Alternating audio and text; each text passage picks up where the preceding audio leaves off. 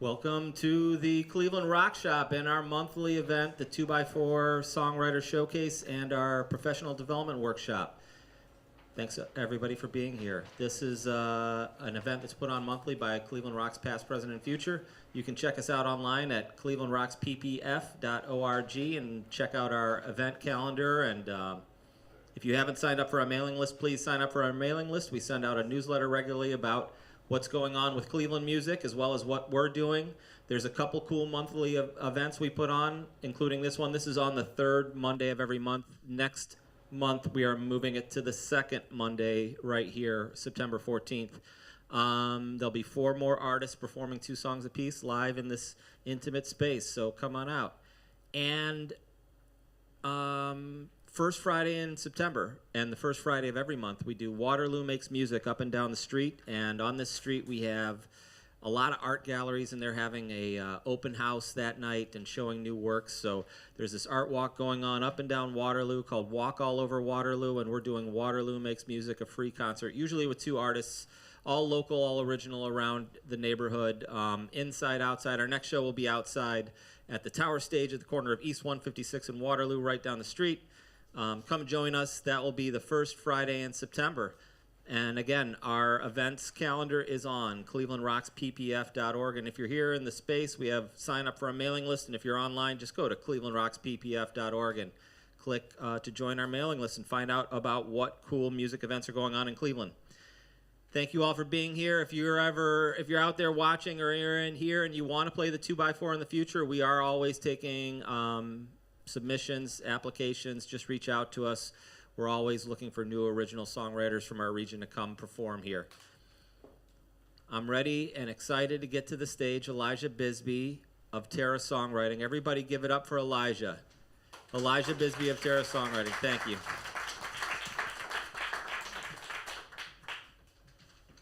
Hello,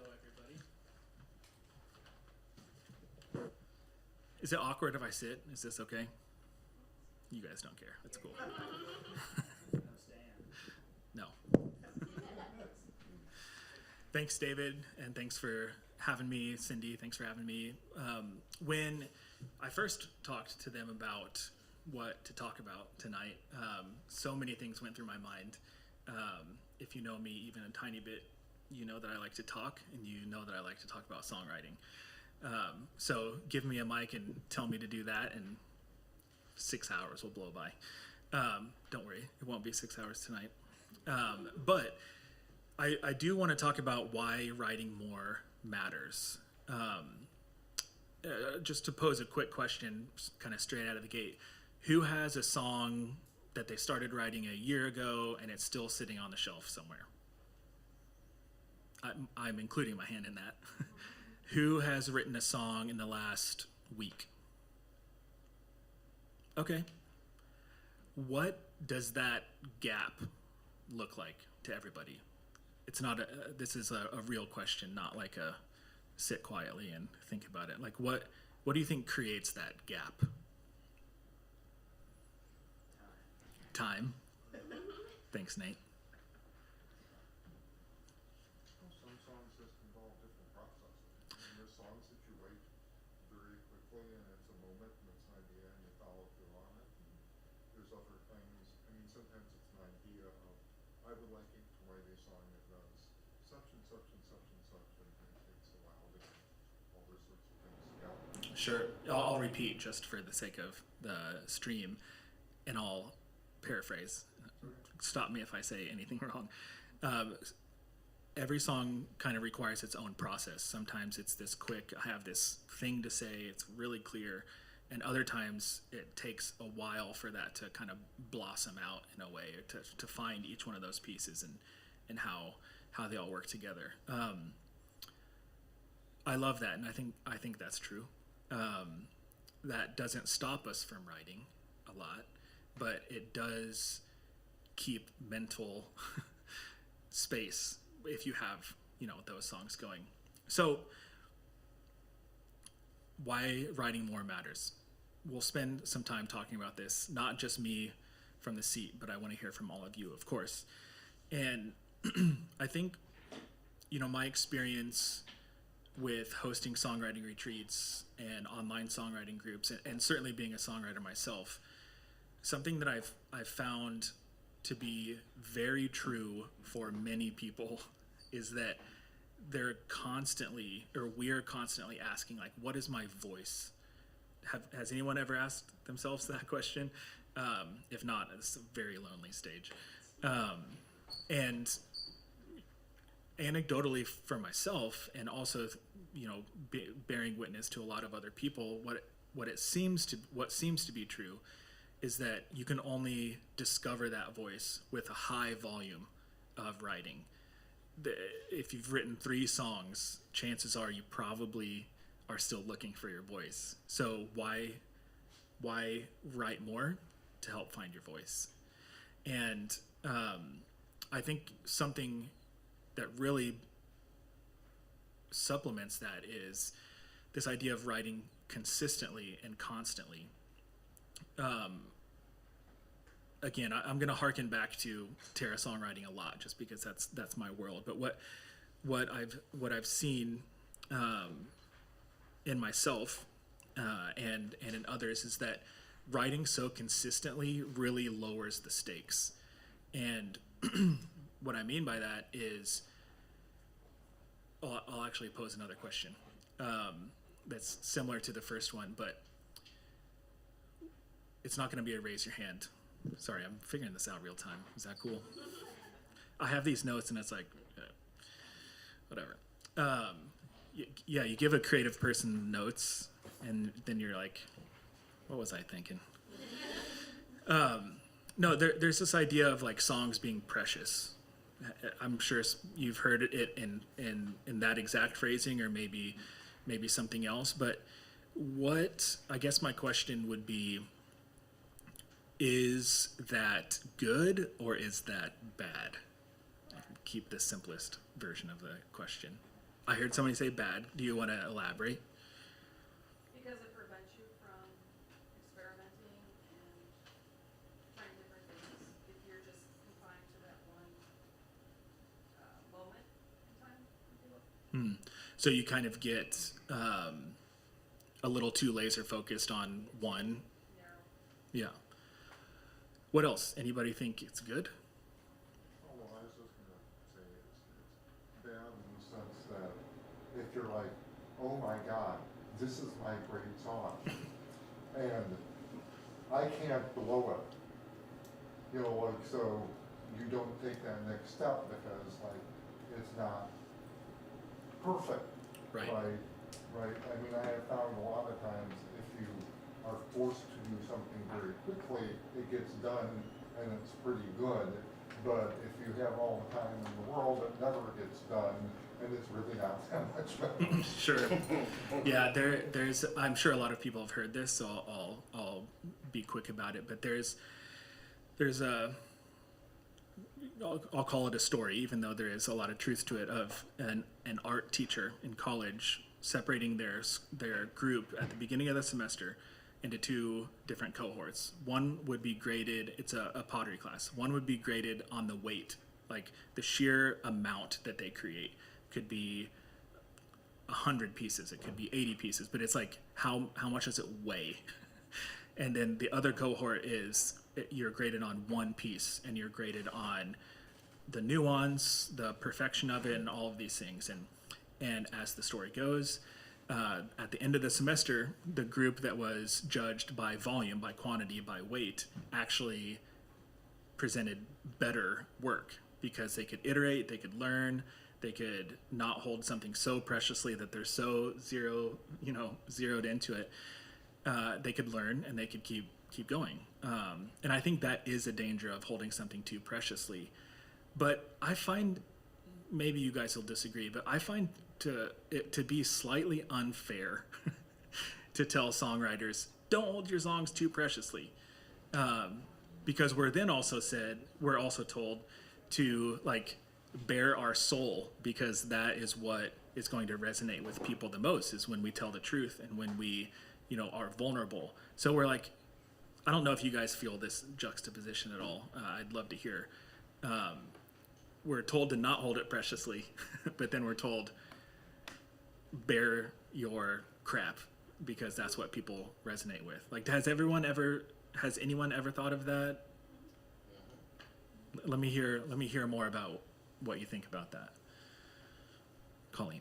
Yeah, I feel like if I write a song about a particular like experience that I had in my life, I'm like, all right, well that's the song about it, and I don't need to write another song about it. And then I just don't have that many experiences in my life that require a song. So I guess I'm a little more precious with mine. Yeah, I think this is such a good point because, so I'm going to share a lot of personal things tonight, so I'll just go ahead and start now. My dad passed away when I was really young, or like 15, that's not so young. And when I started writing, I was like, obviously this is what I'm going to write about. And then I wrote the first song about losing my dad, and I was like, I felt so much pressure to be like, this is the song about this like traumatic experience.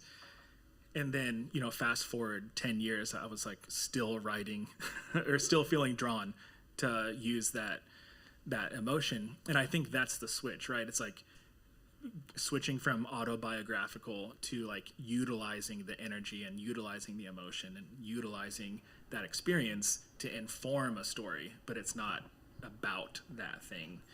And for me, that switch opened up a whole world of things because it didn't feel like I had to write the one song about whether it's traumatic or good or whatever, about this one thing. I could have dozens of songs that are informed by that. Who else about the juxtaposition between preciousness and the pressure of opening yourself up? Patrick? Yeah, I think because I'm so unproductive or unprolific with songwriting, it forces every song to be precious. Because if I'm only generating, a couple a year or something to that effect, it's like I'm afraid to even put pencil to paper sometimes. I can come up with a lot of chords and a lot of music, but the words, I'm like, oh my gosh, what if someone sees this before it's done? And when it's done, I'm like, I feel great. I'm like, that's awesome. I know the song. It didn't exist before. So it's tough when you don't have that practice. It's of forcing yourself to do it frequently. Absolutely. Yeah, you're reading ahead in my notes a little bit, but I appreciate that. Tad, you had your hand up too, I think. It might be a bit genre specific because with my songwriting, I'm not singer-songwriter. The lyrics it's not lyric forward. So thankfully I don't feel this pressure to come up with this grand idea of bearing my soul. I have a few principles that just notes that I follow, and then I enjoy just a riff on this precious idea. I see, and just be a cheese ball, I see the time that I'm spending writing as the precious thing. And if it comes out to be this precious song, neat, but like, for some reason I'm not giving, for better or worse, I'm not giving that pressure to myself yet. As long as I'm following these principles, and then just a callback to when, and I add to this little set of principles, like Nathan Paul was at one of these events a few months ago, and he told us to focus on complete, not perfect. So okay, add that to so before each session, I just look at that and that list. That helps me. I love that, and I feel like we could riff on that for a long time. Of the time spent doing the work is the precious thing, not the output. It's like a song can be replaced, but your time can't. So it's like misplaced preciousness. I love that. Thank you for sharing. So just to kind of keep us moving forward, because I have a few things that I want us to do. One of my favorite visuals for writing, and again, like in the context of why writing more matters. So just by quick show of hands, do I have any gardeners in here? One. Sick. This is gonna land so hard. But who has seen a plant? Sweet. Okay. All right, we're good. Okay, so if you've ever gardened sweet potatoes, this is where I might lose a lot of you. That's okay.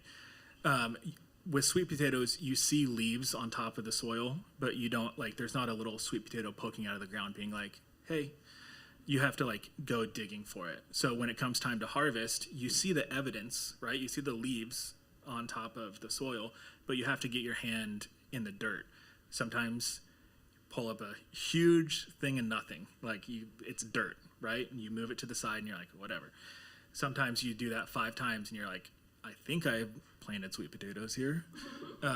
Sometimes you you nick one on on your way out and you're like, okay, now I know where I'm headed, and you can reach in and you can pull out that big honking sweet potato. I think in my own practice, that is literally songwriting. Sometimes you reach in and you grab this big pile of dirt. Sometimes you catch something and you're like, I know where I'm going now. And that, I think, to go back to what Nathan said, focusing on complete, not perfect, I think is huge, which again lends into the idea of being precious about the time, but not precious about the output. I should have came to that talk because I feel like could have just copy and pasted a little bit. So I'm going to ask what I think is a pretty obvious question. No pressure. What happens if it's true that writing more matters? What happens when we write more? Now they're like, you said it was an easy question. More bangers. More bangers. And more bad songs. And more bad songs. Yeah. For me, a lot of times, if I have a song, sorry, You're good? if I have a bunch of stuff that I'm working on that I've kind of shelved because I only got halfway through it, if I start writing new stuff, sometimes I just steal from the old song. Yeah. Say, oh, I like this. You know what? Let's just put that over here. This is the same stuff. Mm-hmm. I love that. I love it. You know, one of the good ideas of space to surface. Sorry, say the first part again. You allow the good ideas to space to surface. You allow the good ideas space to surface. I love that. I was just gonna say, you're kind of for me, it's like building a toolbox of things that you might take from later and reassemble in different ways too. Sometimes it's not a banger, but Colleen only writes bangers. Pieces of this and this and this, can be pulled together. Absolutely. I think, and this is something that I think you can truly only understand once you've written. It doesn't matter I don't care if you've released it. I don't care about any of that. But if you've written a bunch, this becomes really Precious either, because you have to be able to disassemble this. Absolutely. Yeah, I recently I was a part of hosting a artist residency at Cleveland Scoring. Shout out Caleb Cameron in the back. And I did an interview with the artists, and it was really fascinating because they said my creative process is create the thing, destroy the thing, rebuild the thing. And if you're precious about something, you will not destroy it. And in their experience and in my experience, that destruction, I don't like speaking in absolutes, so I'll say most of the time brings something that you could have never seen from that first one. And we do an activity at the retreat too, where everybody writes 20 lines based on a prompt. We cut them out, crumple them up, put them in a bowl, and then randomly choose 20 lines back out. So you get a mixture of everybody's lines.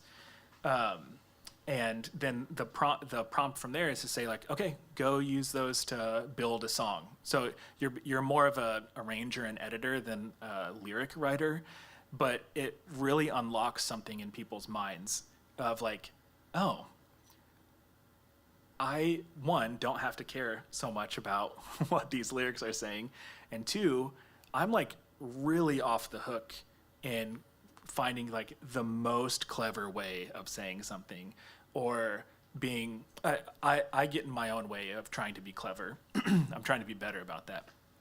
But I think any time we have activities that lower the stakes for us as songwriters, it's always better. And the more you write, the lower the stakes are, because you have this huge body of work to say, like, this is who I am, not this one song is who I am. And that's where the preciousness, I think, gets really challenging. And I'll be honest, every once in a while, maybe once every 6 months or once a year, I'm like, I don't know, I feel pretty precious about this one. And I think that's okay. Sometimes you find one and you're like, I'm okay feeling this way about this song. But it's like being mindful of that is different than just like being so protective. Does that make sense, or does that resonate with people? That's good. So when I pose the question, what happens when you write more? A few different answers, but I think a through line is like you write more bad songs, you write more bangers, you allow more ideas to come to the surface. So to summarize, if you'll allow, we'll get better. And maybe that looks like going through 20 bad songs, but at the end of those 20 bad songs, looking back, you're like, okay, I'm going to stop doing that. I'm going to stop making that structural choice. I'm going to stop trying to do this perfect rhyme. You know what I'm saying? Like, you're going to learn from doing. So my follow-up question is, what actually stops you from writing more? And if you like to take notes and all of that, like, there's a spot you can actually write this down if you'd like to.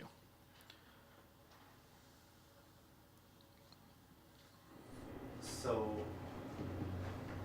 my music project, it is very much as if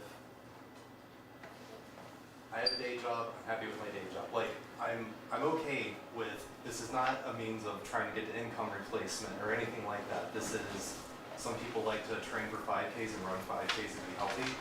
I like to do this and perform and write to be healthy. So therefore, I only have so much time in the day to focus on this, and that's okay. I'm not saying that's the bad thing, but depending on what's on deck can take away from the time to write. So if I'm getting ready for a show or like a 10 by 3 or an organized open mic kind of thing, it's like, okay, that's where my focus is now.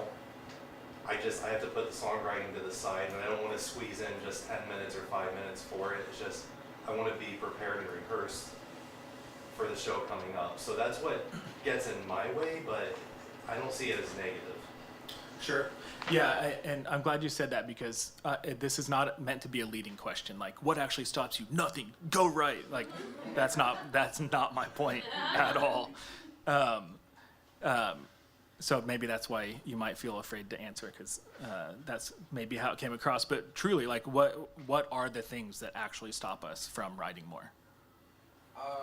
Aside from the stuff that the gentleman already mentioned about adulting and not having the time, like him, I work, but it's a lot of self-doubt. A lot of times I would get into my little room and okay, let's try something today. And I'm trying to cross trying to cross genres. Hey, all are welcome here. It's all good. I'm trying to cross genres and eventually get to a point of performing. Mm-hmm. But a lot of it is self-doubt. I'll listen to something, I'm like, I thought it sounded good, and then I record it and play it in the car. I'm like, this sounds like utter garbage. And so it's getting stagnant at the critical piece. Find me after, because I'm going to give you a link to something that I think will be extremely helpful. It was very revelatory for me. In short, it's a TED Talk by this guy, Adam Grant. I think he's been pretty popular. And he talks about the difference between idea doubt and self-doubt. And he goes on to talk about one of his kind of thesis points of the talk is those who try the most are the most successful, and they learn to doubt their ideas, not themselves. He's much more eloquent about it than I am. You're doing well. But I'm so happy to share that with you because the self-doubt is inescapable, I think. If I had a way to say like, hey, everybody, do these 3 things and you'll never doubt yourself again. I mean, I would be lying through my teeth. Like, if I think self-doubt can be a motivator or it can be what's the opposite of a motivator? Colleen, what's the opposite? Demotivator. A demotivator. Damn. As a side note, because a lot of people that I know know that I'm a songwriter, I always feel this stupid pressure. It's kind of self-doubt. This stupid pressure of know the right word to say in conversation, Elijah. And so it's like, what's the opposite of motivator? Demotivator. Idiot. Sorry. I have self-doubt too. Okay, so time is extremely valid, of course. Self-doubt, extremely valid. If you've, there's a book that at the beginning of Terra was very core to what we did, and it's a book called The War of Art by Stephen Pressfield. And he talks about these, he basically tries to answer the question, what actually stops you? And he names it. He calls it resistance. Has anyone ever read that book? Heard of it? Okay, that's another one. Jot it down. I'm not it's not a sponsorship, but it was a life-changing book. Affiliate link above your head. Yeah, right. Bing. Actually, the guy who wrote it, Stephen Pressfield, just did an interview with Rick Rubin on his podcast. Shout out Rick Rubin. You're the only one that I would have thought laughed at it, and you didn't even laugh, so that's cool. You snickered. How disrespectful. Anyway, he names it as resistance, and that's something we could talk about for another hour, just what resistance could be. But essentially, his claim is that you can use resistance to point you in the direction that you should be going. If you're sitting down to write and you're like, I need to go change the laundry, or you're sitting down to write and you're like, I want a snack, or you sit down to write and you're like, let me do anything else. The objection that he makes is that that's saying sit down and write. Now, of course, with adulting and with those things, you might have just gotten off a 10-hour shift and you might be feeling tired and dull. I would never say push through that to call yourself a songwriter. Otherwise, you don't deserve it.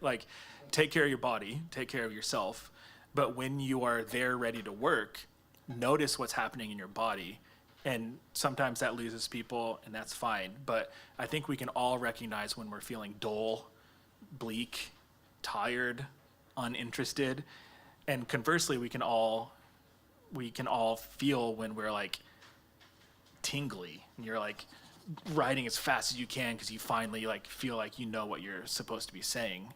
Again, maybe that's just me, but there's a very clear difference for me, literally feeling in my body when I'm doing that, when I'm writing.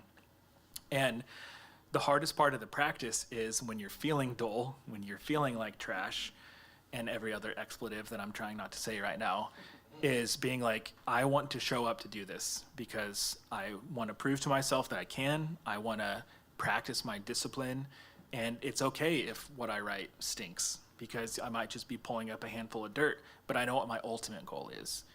And unless we're invested in that ultimate goal, we probably have not a lot of business reaching for that first thing of dirt. It's part of the job. It's part of what we do. So with that, I'm going to have us all write something right now.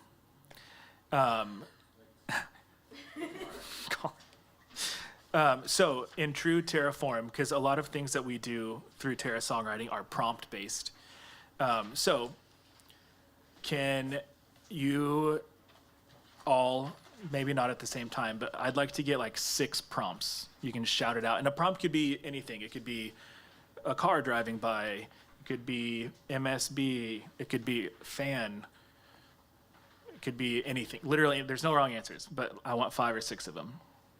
Single Either. He asked single word or phrase. Granite. Granite? Granite. Okay. Photograph. Okay.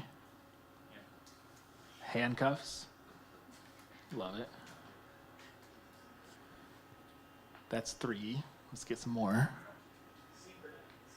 Synchronize. I'm glad you guys can't see how I'm spelling because I'm sure I'm butchering that word. Baloney. Baloney. Oh, baloney. I lost my keys. All right, one more just for fun. I know somebody out there is thinking of one. Confusion. Okay. Okay. Let's see. The first person to raise their hand is going to help me choose. So somebody raise their hand. I love it. Sorry, you don't get to choose. No, we're going to do this really. So here are the prompts right here. We're going to do this very scientific way of randomizing called move my finger around until you say stop. So baloney. So here, no, don't be sorry. I love it. So here, I'm going to set a timer and we're all going to write. One thing about prompt writing really quick is that it's not a constraint. I'm not asking you to write about baloney. I'm not asking you to use the word baloney. All I'm asking you to do is your first thought, your first question to yourself is something like, what do I think about baloney? And let that expand wherever you want it to. Okay? Anybody feeling uncomfortable? Good. All right, I'm going to set a timer for 8 minutes. Actually, no, I'm going to set a timer for 10 minutes. Do you see this as writing in prose or just writing? Write like you were writing lyrics. Thank you for asking that question, yeah.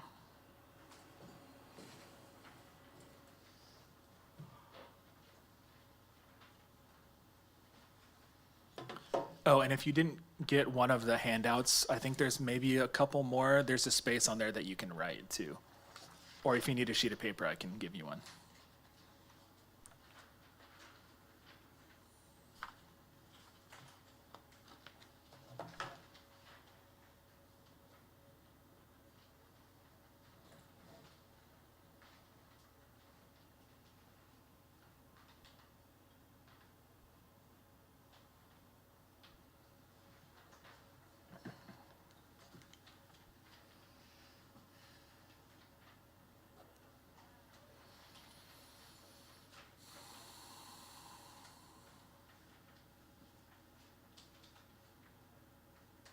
If you're watching on live stream, I encourage you to do this, not just look at all of us doing the work. I encourage you to do the same thing, or if you're streaming it after the fact, take some time to do it too.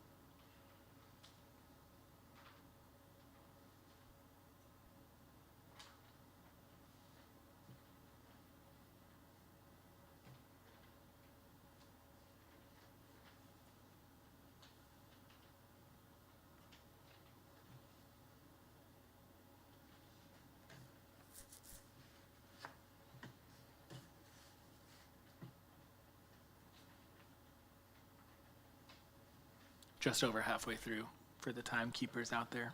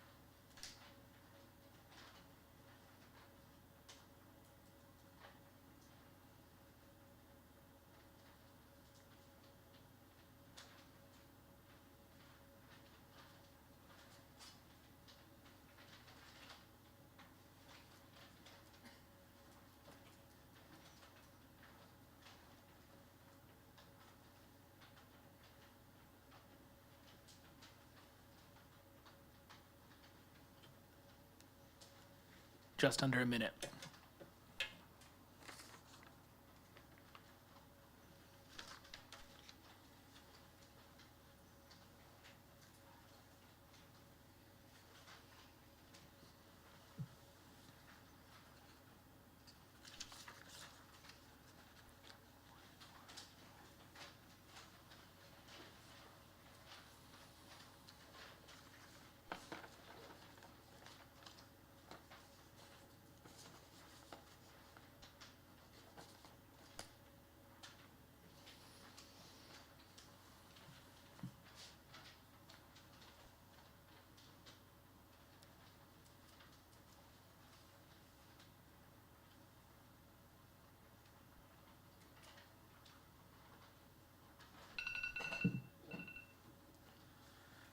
Everyone want to take a big, hopefully it didn't feel that heavy.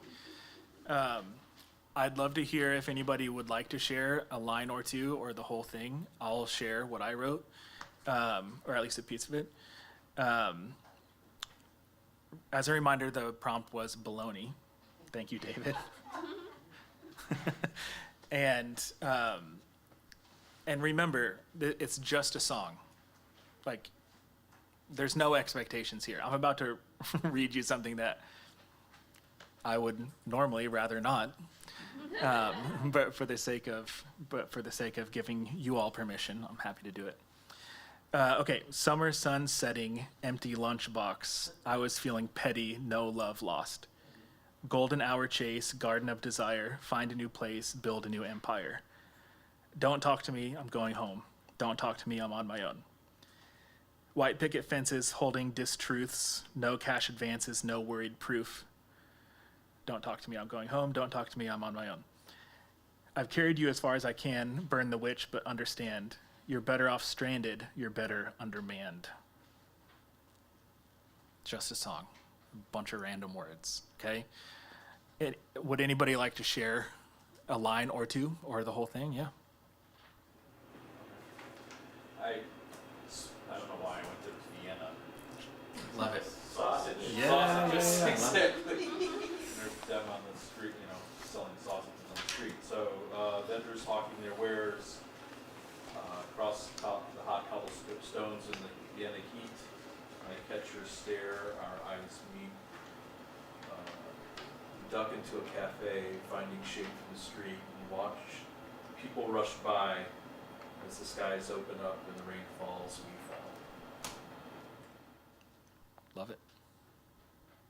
Anybody else feeling particularly brave? Yeah, Just for the sake of pushing myself out there. love it. Saturday afternoon, St. Clair breeze. It's an easy scene. Times were tough, but we're happy. Fridge is empty, and we're laughing. Days are better as long as you're my sandwich girl. See, we don't have much. We're blessed. It's not luck. We can't unsee this trying scene. Of course, it's better when you're with me. Days are better as long as you're my sandwich girl. Love it. All right, I'm gonna give you mine. Yes. Because I yelled baloney out. Sorry, everybody. No apology needed. I saw you walking through the cold cut section. I was hoping real hard you'd look in my direction. And then you bent down to make your selection. Baloney.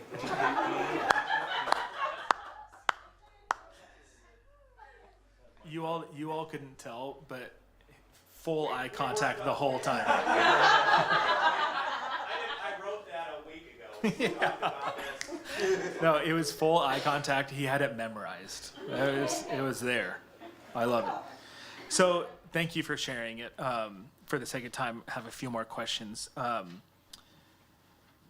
don't like to be mystical about songwriting. I know there's a lot of people that get a lot from feeling that. And there are times that I do, but I'm also extremely practical when it comes to the practice. And so this is kind of why I'm asking, like, what's happening in your body? Because not your body is mystical in its own right, but there's sense gathering that I'm interested in. Like, does anybody want to share what some of that felt like? Like, did it feel dull? Dull's kind of a terrible word, but like, did it feel like, why did I come to this stupid thing? Maybe other people were like energized, like, oh, finally somebody's telling me to write. Yeah. Yeah, it was fun. I mean, like, baloney is silly, so I just went with silly and I thought I was being humorous to myself, and I enjoyed it. You know? Yeah. It was cathartic, and I can't read my song because there's a child in the room. So let's just say I tapped into something from the past and I wrote something rather dearly. It'll be after hours. Oh, Sorry, I thought you raised your hand if you didn't. Yeah, I mean, I can share. For some reason, it started to feel somewhat like an AFI song to me. Cool. So it actually, I got the emotion of some older songs that I used to listen to, because I could almost hear it being read in that voice. That for something tapped into that. It's kind of neat. Yeah, that's cool. Yeah. Colleen, Oh, I never start with lyrics, so that was painful. And I don't have my rhyming dictionary, so I was just sitting here thinking of rhymes. What rhymes with baloney? Yeah. Phony. Yeah. Moni. Yeah, I mean, truly, like, this is the beauty and the curse of prompt writing, I think. I tend to see the beauty in it is it helps me set my ego aside just long enough to be like, I didn't do this to myself. You know what I'm saying? It's like, I can write these lyrics and just be like, whatever, like somebody else gave me this prompt. So like, I know I've said this already, but it's like, what's the worst that could happen? I spend 10 minutes with my pen on paper and like practicing, like, okay, that's the worst that's gonna happen. Sign me up. I'll do that. I'll do that all day long. I think though, we don't often, depending on where we are in our practice, we don't often give ourselves the permission to have that cathartic experience or to even practice and be bad, right? Like if we have a certain level of pride being like, I'm a songwriter, I've written this many songs, these people are expecting this from me, whatever, like we can all put a bunch of pressure on ourselves. So it's like, if we're putting our pen to paper, we're like, this better be expletive good because I don't have time for that other stuff. But it's really like, it really should be swapped in my opinion. It's like, I have these expectations for myself and I know what it takes, so I better get to writing to have the practice, to uncover more experiences, to have those cathartic moments, to exercise our craft and to keep creating. I won't say that we have a responsibility to do it because that feels unfair, but I think we know that writing more matters. And I think we get in our own way often. And I'm a fan, as I said earlier, of finding ways always to lower the stakes. How can I make this feel like it doesn't matter at all? Because then I'll actually do it. I won't feel the pressure to live up to some unreasonable expectation. I'm just doing what I do. And that helps me write more, personally. You had something? I was gonna say, one way to lower the stakes even further is if you have a PC where you can turn the monitor off, you can actually free write and not be able to see it, which gives you a whole other layer of badness because you can't correct it. Because it's all forward motion. You can't say, oh, that's not the word that I meant. You just have to type the next thing. You know. I love that. Yeah, I'll share just in case not everyone heard.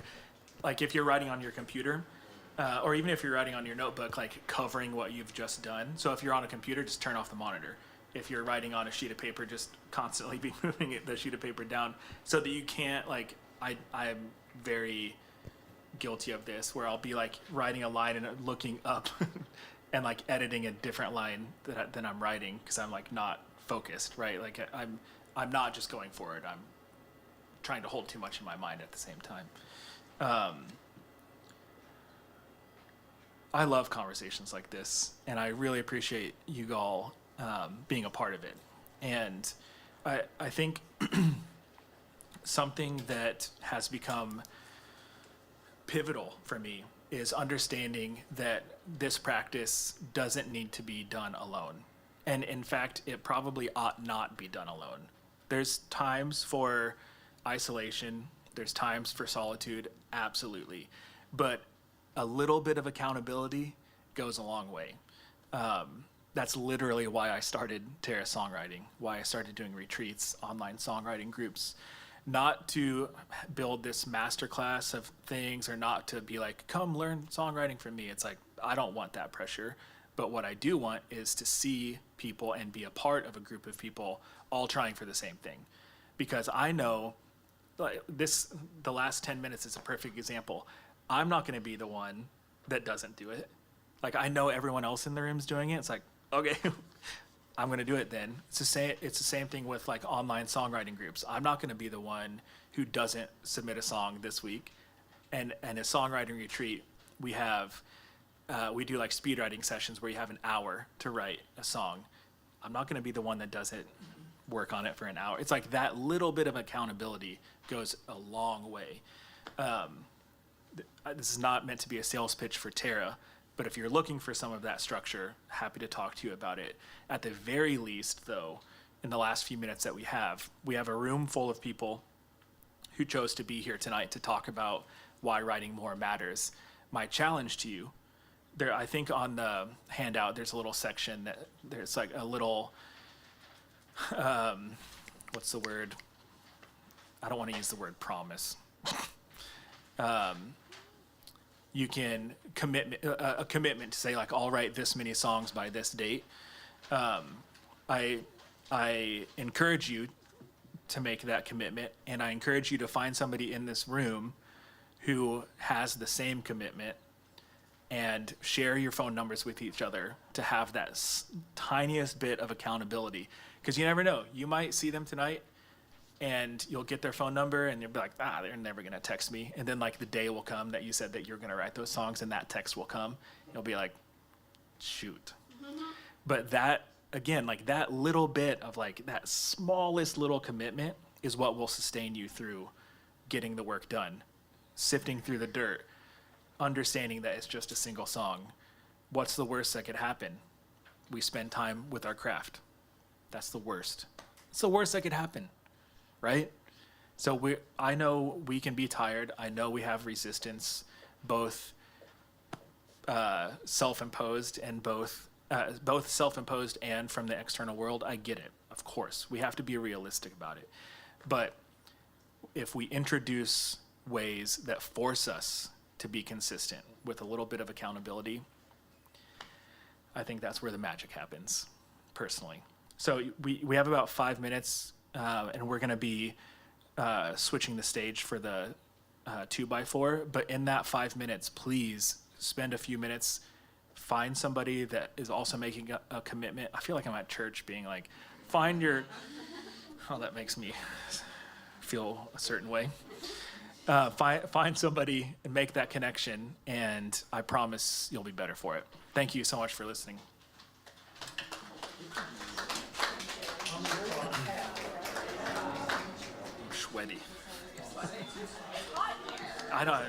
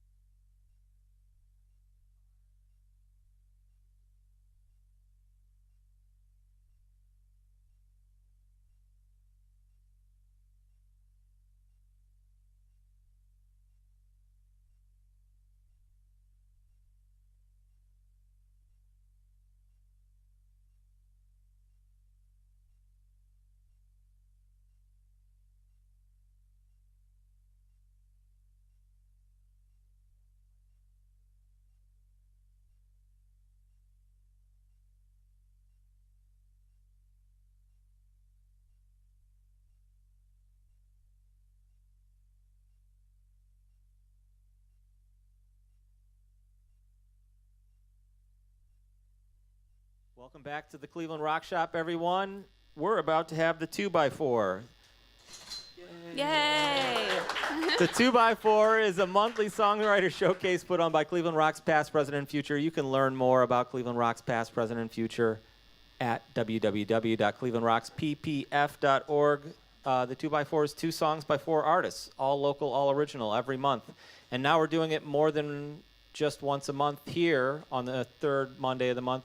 We're also doing it every other month over at Visible Voice Books. So check out our calendar on our website. Come visit us in the bookstore. They got beer and wine and stuff in the bookstore and food, and a nice little stage in the back if you haven't checked it out, and a record store upstairs too. So those are fun. The 2x4, this is it, that's that, and you can find out more on our website. Join our mailing list, please. And everybody watching online, just look at the description and follow the link. I'm super excited to have Colleen Welsch back. Everybody give it up for Colleen.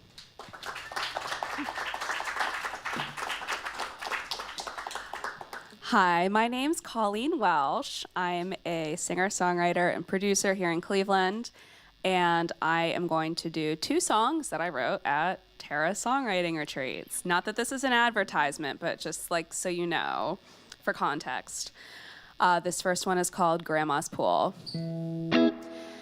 Take me back to Grandma's pool, Fritos and Coca-Cola too, flagpole singing in the breeze, bruises on my legs, scrapes on my knees, big blue sky and hydrangea blooms, running in my bathing suit and tennis shoes, baseball game on the radio, Scrabble and the scent of tobacco.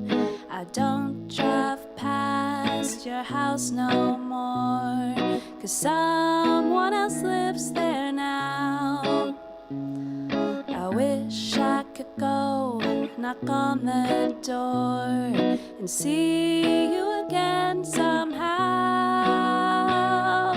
Missing you all the time, even though it's been many years.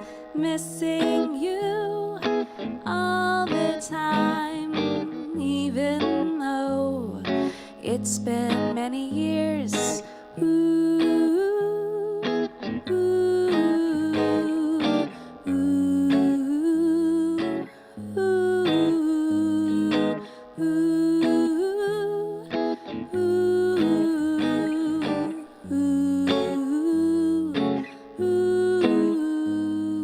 I don't drive past your house no more, 'cause someone else lives there now. I wish I could go knock on the door and see you again somehow. Missing you all the time, even though it's been many years. Missing you all the time, even though it's been many years.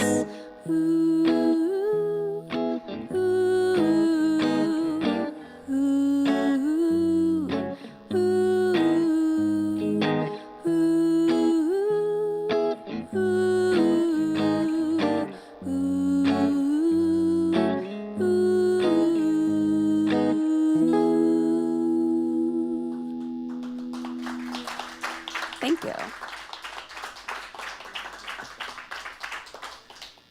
Who here has a dog? Okay, this is about my dog. Her name's Peaches, and it's called The Most Beautiful Girl in the World.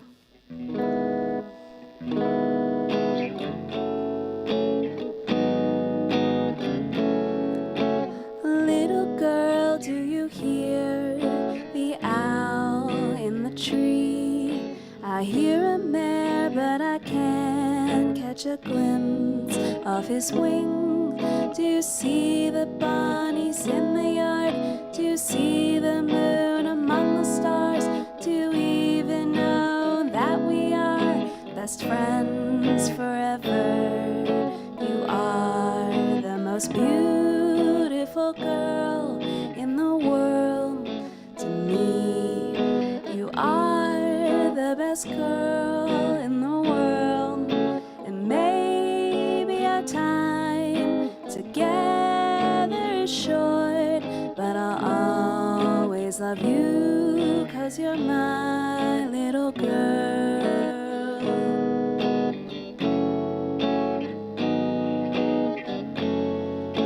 Little girl, do you hear the crickets sing? The lightning bugs, they dance to the sound of their wing.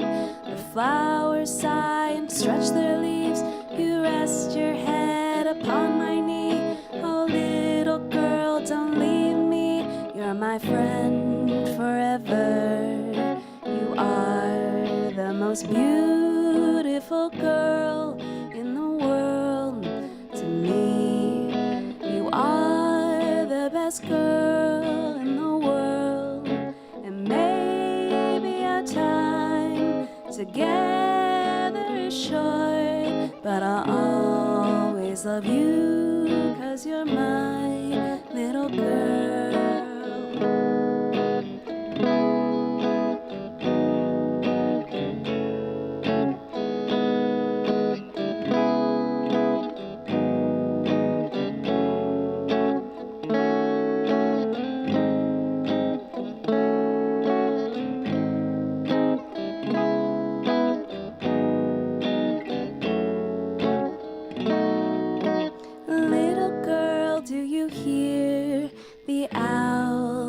Tree. I hear him there, but I can't catch a glimpse of his wing. To see the bunnies in the yard, to see the moon among the stars. Oh, little girl, know that we are best friends forever. You are the most beautiful girl in the world to me. You are the best girl in the world, and maybe our time together is short, but I'll always love you 'cause you're my little girl.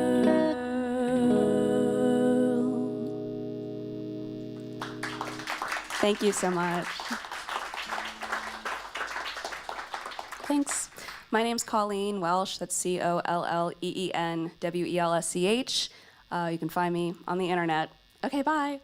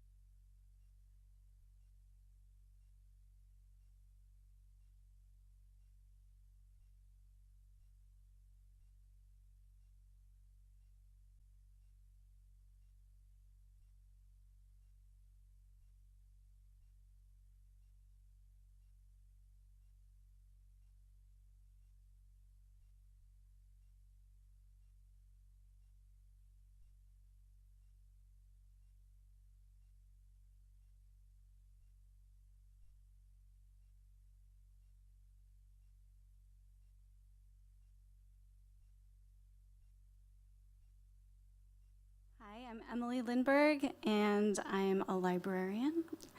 And I've been writing with Terra for a few months? I don't know. 2 years.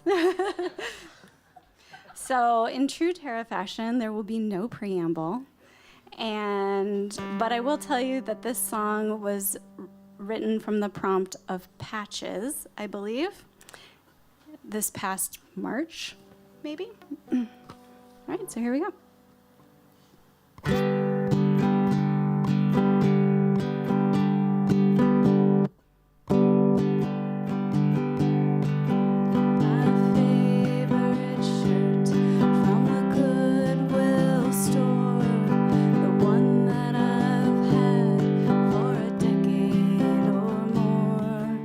Out in October, stays long into May. It keeps me all cozy as I work every day. Threadbare at the elbows, stained at the cuffs, from living and doing everyday stuff. Not sure if these stains are from blood, sweat, or dirt. Couldn't care less, I won't buy a new shirt.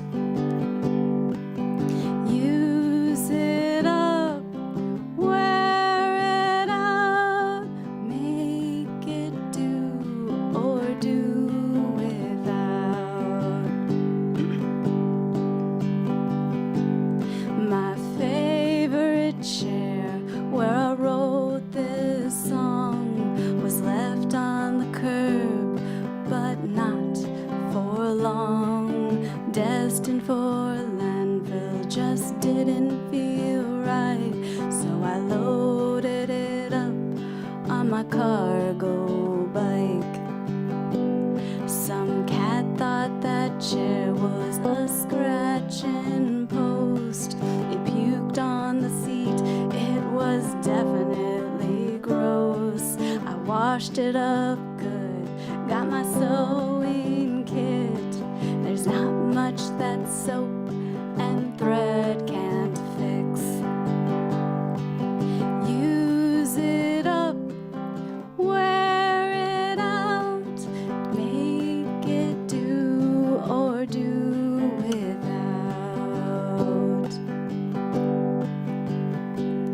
My favorite quilt, a beautiful rainbow, carefully stitched by women I don't know, was entrusted to me by a stranger because it won't become trash when it rips and needs love. I embrace imperfections or mend them with care. Instead of discarding, I choose to repair, using contrasting threads to make cool alterations, with stitches passed down 9 or 10 generations.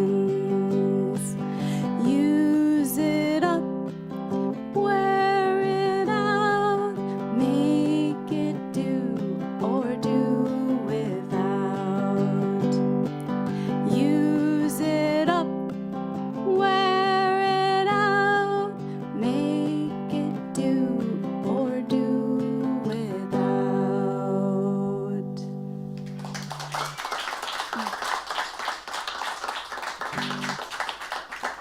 Thank you. And my second song is from the prompt Warehouse. So there's a theme between the two of these songs.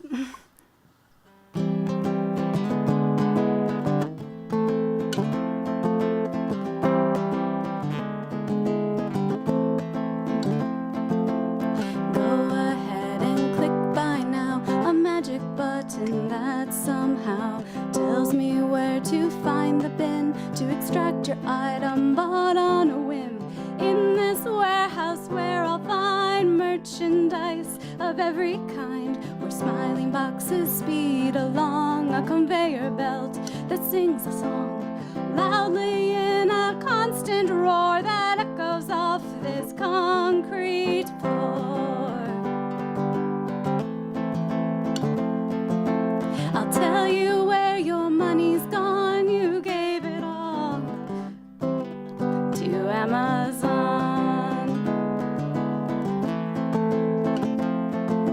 A dizzying, relentless pace, these packages of junk do race down the line, taped and labeled more quickly than humanly able, sending boxes on their way to the far-off shipping bay. So goods arrive without delay, delivered free to you next day.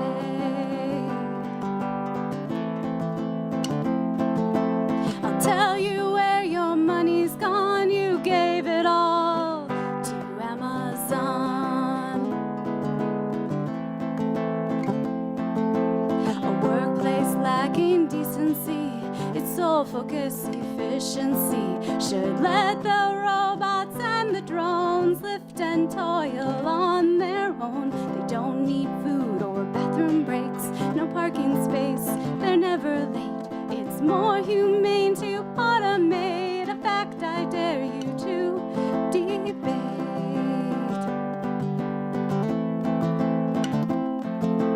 You make a wish list while in traffic, do your shopping on the toilet. Even when you're drunk, you can buy the newest product to satisfy your every whim, craving, desire. Today you're JB's favorite buyer because you fell into the trap of buying too much useless crap.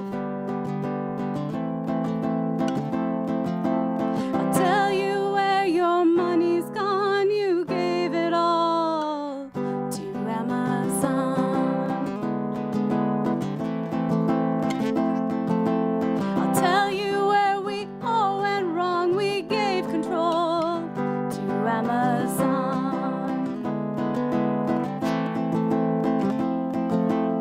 Now the world belongs to Amazon.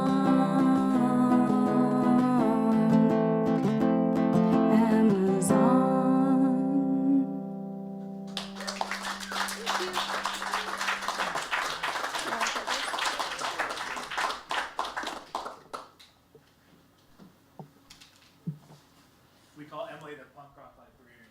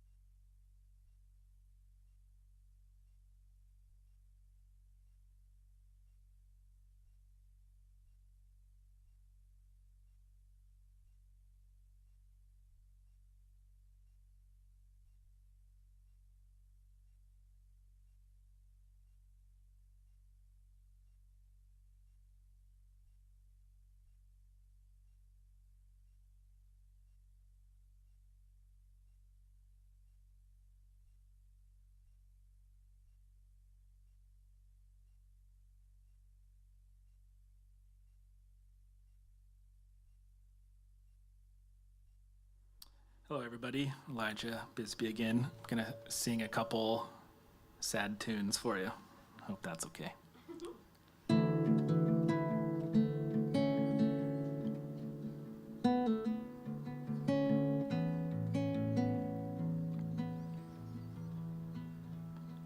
They say lightning doesn't strike twice. In the middle of our fighting, we are fleeing double time.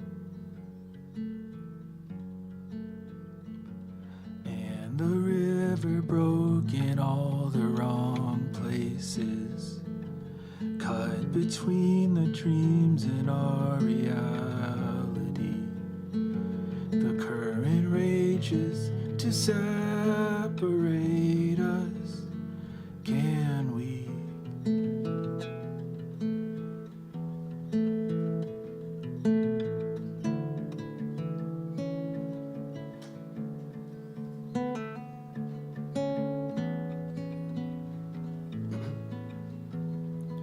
I found your ring in hiding,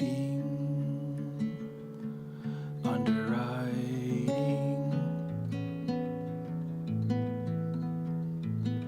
It told a great tragedy, separate.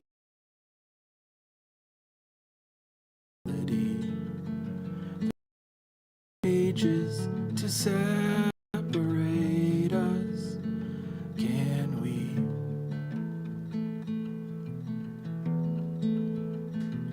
Can we sit across from one another? Can we?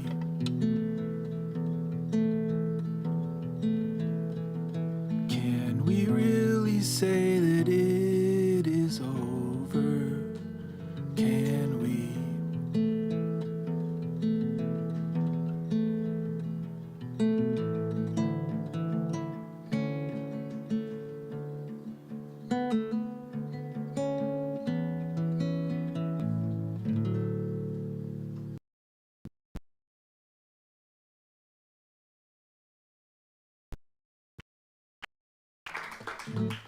Thanks for listening.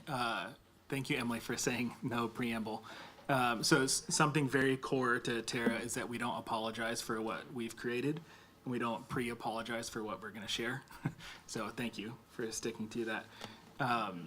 That song that I just shared, I wrote on Friday as part of the Terra Songwriting online songwriting group, where I procrastinate like nobody's business, and I usually have about an hour to write it. So that was an example of a speed write that, you know, you just don't care too much about what you're writing and feel what you feel and don't apologize for it. So thanks for listening.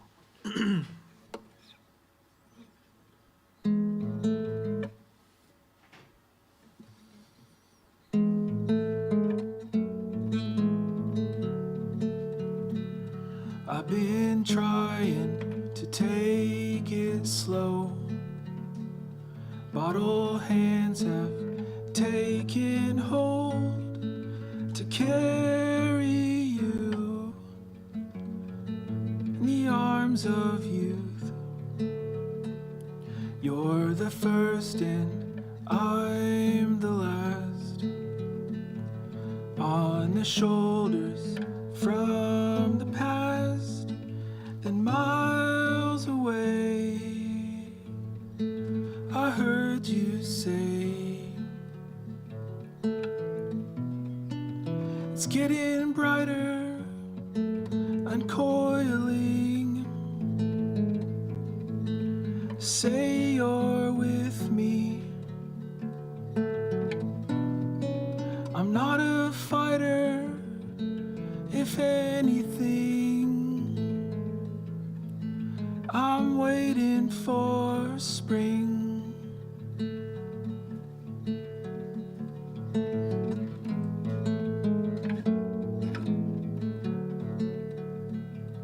You've been trying to mute the truth, stars can see right through with a single breath. I can put you to rest. In the morn I'll think of you. All the life that we burned through, spiraling. Still I let you in. It's getting brighter, uncoiling. Say you're with me.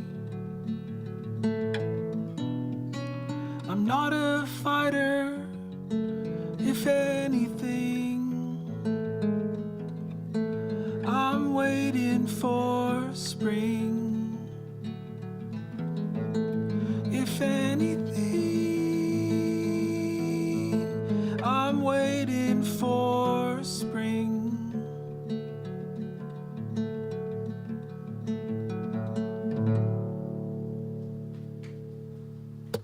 Thank you.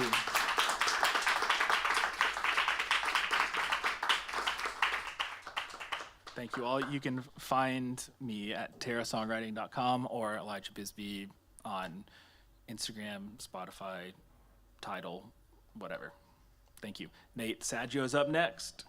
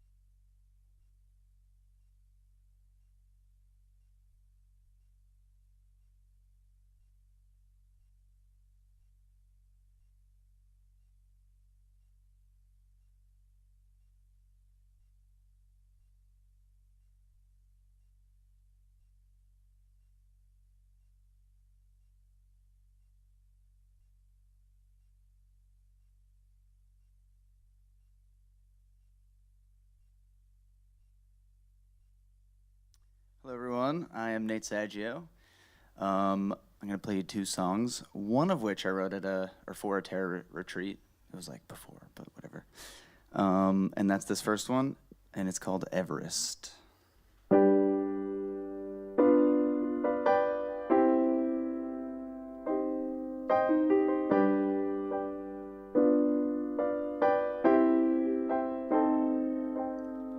Climbing for our lives, for the hell of it. Thinking I could cash and go for broke. Trying every day, call to the summit. Weather's looking mad and bad, no joke. Never been one for the straight or narrow. My head up in the clouds, where can I go? And Mary Rose, if I get back, I swear I'll marry her. I'll take her by the hand and plan a road. See the world change from some miles away, on a treadless path past remote. I take a deep breath in a breathless place. I'm taking each step my own way. I'm gonna make the most of my own way. Second best, but first to summit, where we went ahead and knocked the bastard off. Never thought I'd get my 15 minutes. They talk like I'm some hero, like now I'm good enough.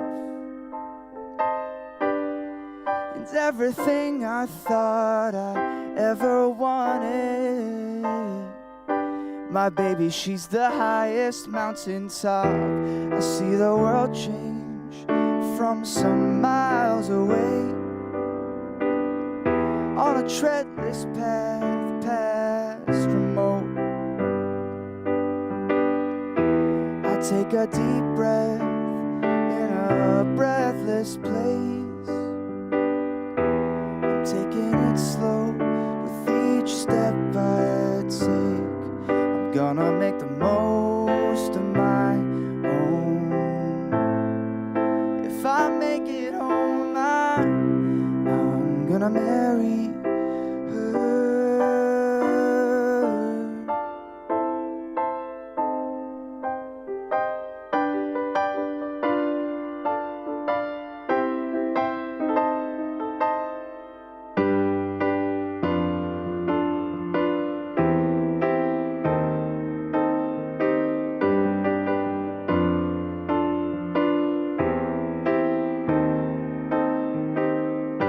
I see the world change from some miles away, on a treadless path past remote. I take a deep breath in a breathless place. I'm taking it slow with each step I take. And when I make it home, I'm gonna marry her.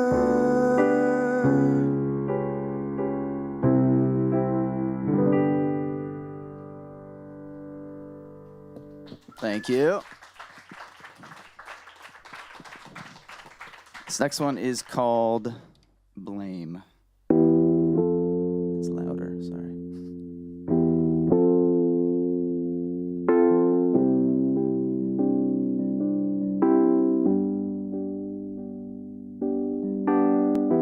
Get it out of your system, take a bow, play the victim.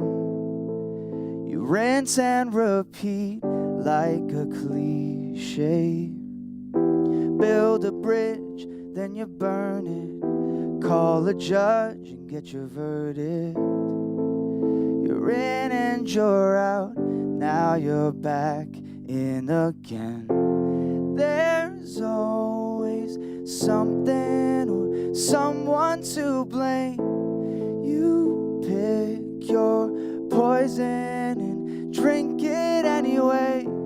Suffocate the feeling, deadenate your healing. And There's always something or someone to blame, blame, blame, blame, blame, blame, blame, blame, blame, blame, blame, blame, blame, blame, blame.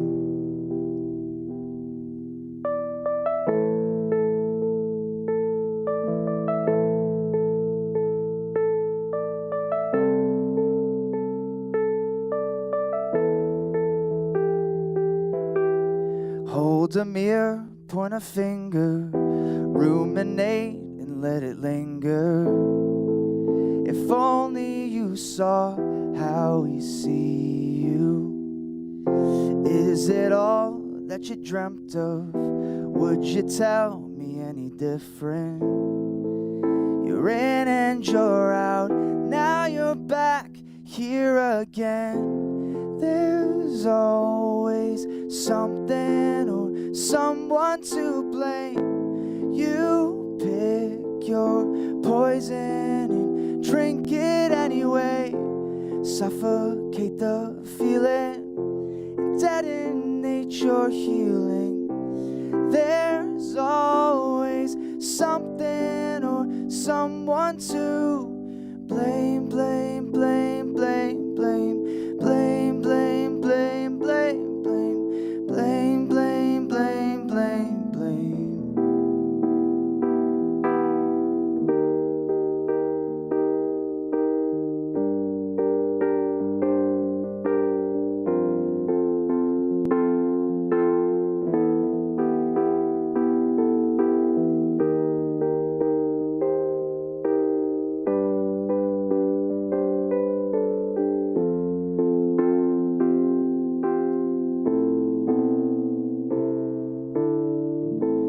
There's always something or someone to blame. You pick your poison and drink it anyway.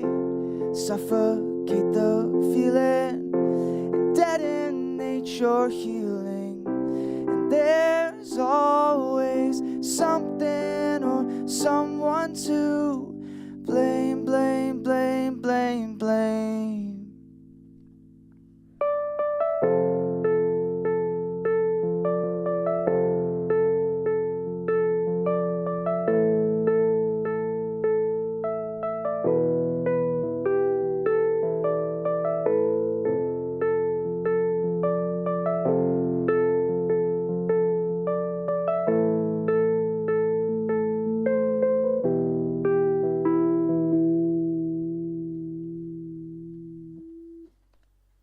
Thanks for listening.